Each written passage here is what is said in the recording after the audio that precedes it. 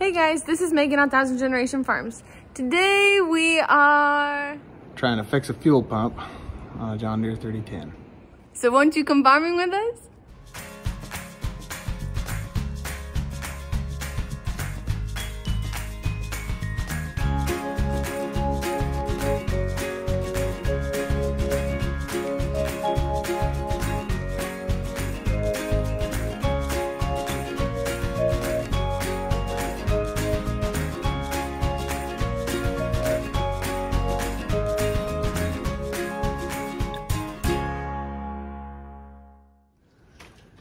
All right, guys, so this is a 3010, John Deere 3010. It's got a bucket on it. Joseph, what do we use this for? We used to run an auger, rake hay. What do you run an auger for?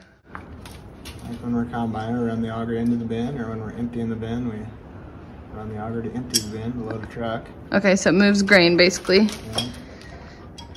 Okay. Proceed. Come over here.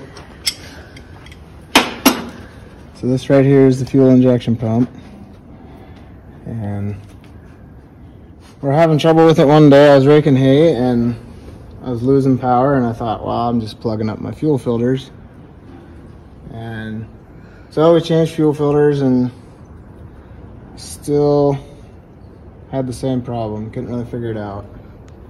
So I talked to a couple different John Deere guys, and they're like, oh yeah, you know, describing the problems, and right away they're like, oh yeah, your injection pump is, you got a plugged fuel line somewhere, and your injection pump can't basically get enough fuel out of it, and it just kind of backs it up and just kind of pulls the whole system down. So what we're gonna have to do eventually, someday, we're gonna have to replace this injection pump if what we're gonna do today doesn't work. But what they suggested, just to get us by for now, is, so these are the lines that go up to each injector. It's a 4-cylinder, so there's 4 fuel injectors. And then this line back here is the return line. So fuel comes in up here and then goes up to the injectors here, and then this line here is your return line, and it goes across the top of each injector and takes excess fuel back to the tank. And so basically what the mechanic that I talked to is thinking is there's some dirt, some crap, there's, I don't know, he described it as some nylon rings or rubber rings, or I don't know for sure what it is, but over time they break down and then little pieces go through your fuel line and then kind of cause a blockage. And so what we're going to do today is take this return line off and blow some air into it, and hopefully blow that blockage through all the way into the tank, and then hopefully that takes care of our problem. It's not going to cure the problem 100%. It's not, you know, the best way of doing it, but it's the cheap way of doing it. Okay, so I got a question. If you blow all that crap into the actual tank, could that be bad for the tank? It won't hurt the tank any. It's just gonna, I mean, yeah, it'll be floating around in the bottom of the tank, and it could work its way back through the system, but hopefully it'll come up and get caught in, like, come around here. The fuel filters are right here. Okay. So everything goes through, all the fuel comes up and goes into these filters, and hopefully the filters will catch it next time. Okay. Huh. Or it just won't. It'll just stay in the bottom of the tank and won't cause any more problems. Okay. Maybe, maybe not. We'll see. So what we're going to do is just take this fitting off.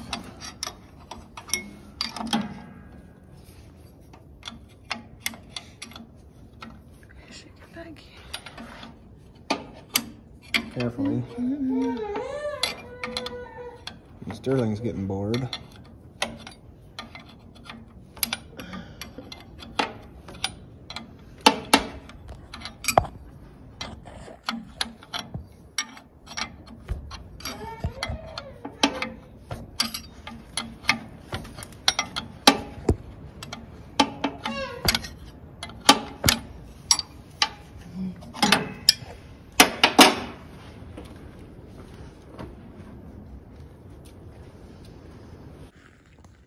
So this is that return line. Okay.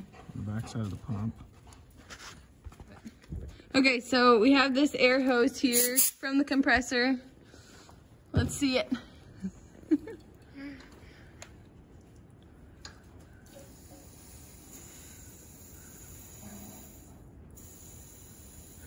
Let me get a little close up. So that's a... And you should be able to hear it blowing back into the tank. Hopefully. And it sounds like, you're not going to hear it in the video, but I can hear air blowing back into the tank. Okay. So that's one of the fuel lines. Well, this is the return line. Yeah. Oh. So do you do it to the other ones or just the return line? No, just the return line. Because that's what's, more than likely, that's what's plugging us up is... Okay.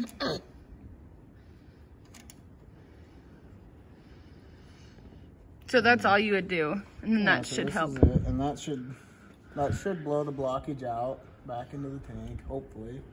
That's what the problem was. So, and it's kind of tough right now because we're not really doing anything, so we're gonna have to wait till spring before we can really go take the tractor out and make it pull and see if it's gonna pull, see if it keeps running. Because it'll run and it'll idle. It's just when you're starting to pull a load that it will run out of power because it just, like I said, the injection pump has too much fuel. And then it just can't pump anymore and it can't run. So like to someone who doesn't know much about tractors, like when you were telling me you had this problem like the first time, how do you describe that? Like what were you doing? You were trying to pick hay, like a big round bale up? I was trying to rake hay. Rake hay. And I just started to lose power. I was going along and my tractor started to slow, the engine started to slow down and slow down and slow down. And it didn't matter how much I moved the throttle, it just wouldn't speed back up. And so that's why I thought, oh, well, that must be, I mean, that's a pretty good indicator that you're having problems with fuel. Okay. You just can't maintain power.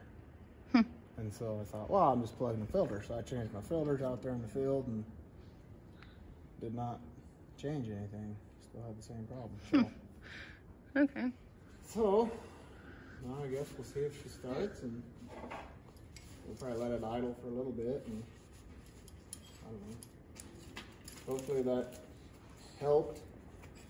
If not, took care of the problem. I mean, it didn't take care of the problem, but helped alleviate some of the symptoms and if we can get it out and work it a little bit this spring, this summer, and see if what we did will last. And if not, we'll just have to go into the shop and have an injection pump put on. Do you know how much those run?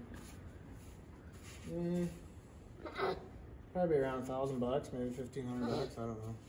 Is that worth it for how old the tractor is? Yeah, I would say so. Yeah. Okay.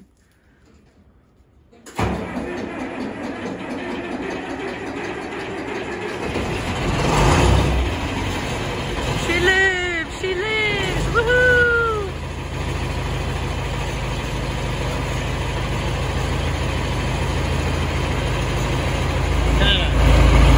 Cold weather.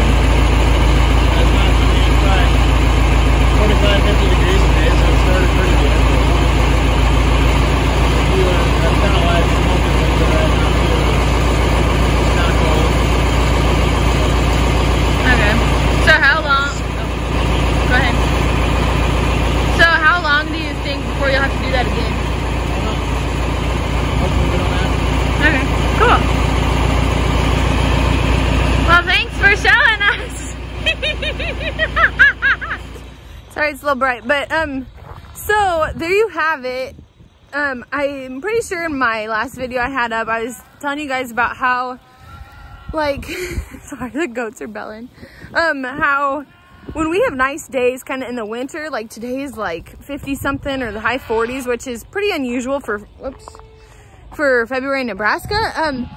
That's when we kind of start working on our equipment and trying to just prep it for the spring, for planting and stuff.